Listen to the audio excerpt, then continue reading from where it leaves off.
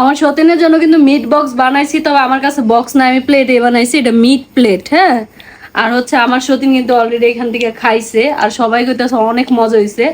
এখনো আমি ট্রাই করি না, আমি একটু খাইছি, ভালো লাগছে আমার কাছে। ভালো লাগছে? হ্যাঁ, দেখ তোমার কাছে ভালো লাগছে মানে সত্যি প্রত্যেকদিন তোমারে দিয়ে এডি বানায় খাই। আল্লাহ, অনেক মজা আছে না কাকুলি? কাকুলি তো এই সাইডে যে একটু পুরাটা খাইছে। আচ্ছা আমি কিন্তু এখনো খাইনি। আমি এনতে 2-4টা খেয়ে হালাইছি। আচ্ছা তুমি একটু খাই রিভিউ দাও, নিজেরটা নিজে খেয়ে রিভিউ দাও। আমার ছোট ভাইয়ের কিন্তু মিট বক্স, এটা মিট বক্স না মিট প্লেট। হুম, এটা তো ফ্রেঞ্চ ফ্রাই খাইলা, ওই যে ইয়েটা খাও, মাংসটা সবচেয়ে মজা হচ্ছে মাংসটা না? দাও যে। আমার হাতে বেঁচে গেছে। আর এগুলো কিন্তু সব একদম হোমমেড। হ্যাঁ, তোমরা যদি কেউ চাও আমার কাছ থেকে এগুলো অর্ডার করতে পারো।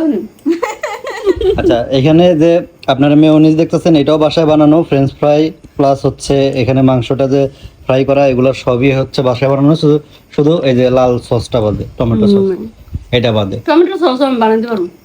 তবে অনেক মজা হয়েছে, খাই অনেক মজা হয়েছে। মন চাইতেছে ভিডিও রাখতে আগে গাপুস গাপুস খাই।